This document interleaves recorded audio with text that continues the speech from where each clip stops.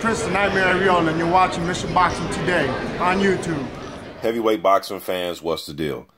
All right, so Mike Perez will be back in the ring on June 10th. But the thing is, this time he will be fighting at Cruiserweight. He'll be fighting Tommy McCarthy. McCarthy is somebody that, well, let me just read from this article. Shouts out to World Boxing News. Let me just read this really quick. It says it's a must-win night for both men as McCarthy is looking to bounce back from missing out on the mandatory spot for the British title when he faced Matty Askin in November. Askin fights for the vacant title this weekend, and Belfast man McCarthy will be desperate to land a big win to get back in the frame to fight for the Lord Lonsdale belt later in the year. All right, so it's a must-win for both fighters. You know, this gentleman McCarthy can prolong his career and fight for that British title. And Mike Perez, we know he wants world title aspirations and hopes, and he has a big name because he's been in there with guys like Takam and Jennings and Povetkin. The Takam and Jennings fight on the scorecards were pretty close. I know he lost a draw to Jennings, or he got a draw with Takam and he lost a split decision to Jennings. I believe that's how that went. Yeah, you know, so I guess we'll see what he looks like, man.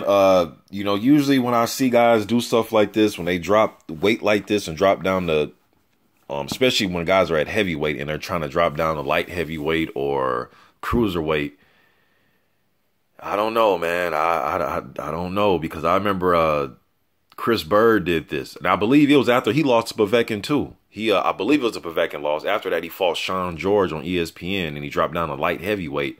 And he had a six-pack. I mean, he looked skinny, but as far as the physical condition, just looking at it on paper, he looked to be in damn good shape. Or just looking at a photo of him, and then when he got in there, he just didn't look the same, looked a lot slower, reflexes were going. Now, you can argue that he was at the very end of his career.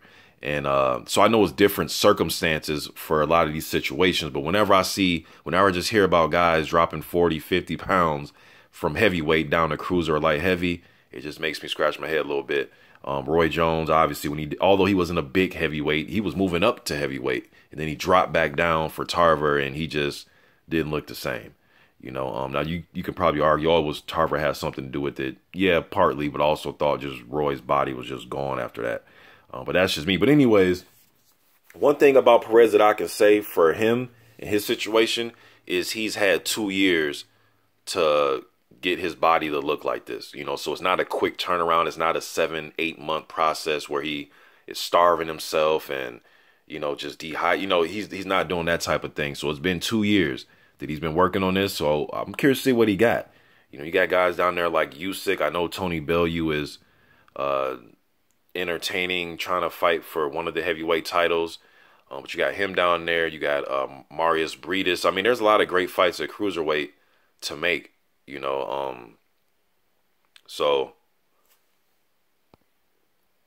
got Gassiev down there, Marat Gassiev. So there's a lot of fights to make at cruiserweight.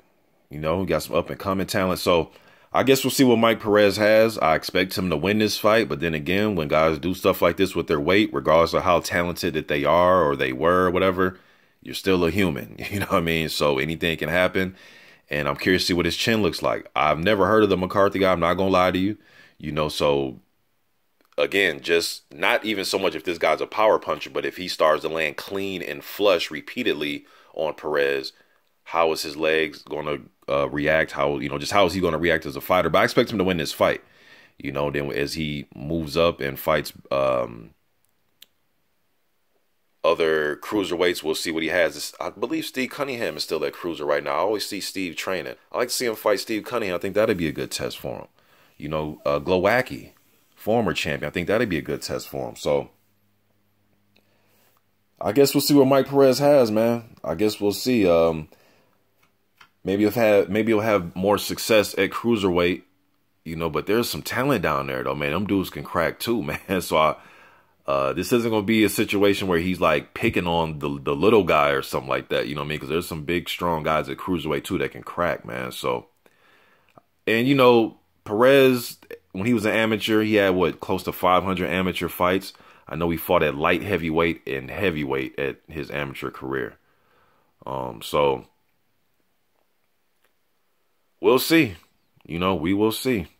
You guys let me just think in the comment section about Mike Perez making his comeback June 10th. And what do you think about him, you know, being at Cruiserweight? Do you think he'll have an opportunity to win a title? What do you think about the dramatic weight loss and what his body looks like? Do you think, hey, he's, you know, took him 2 years to create this body? Or do you think he should have just stayed at heavyweight? Or do you think at heavyweight, you know, the guys are just too tall, long reaches, power just is too much to deal with? You guys let me know what you think in the comment section. I'm out.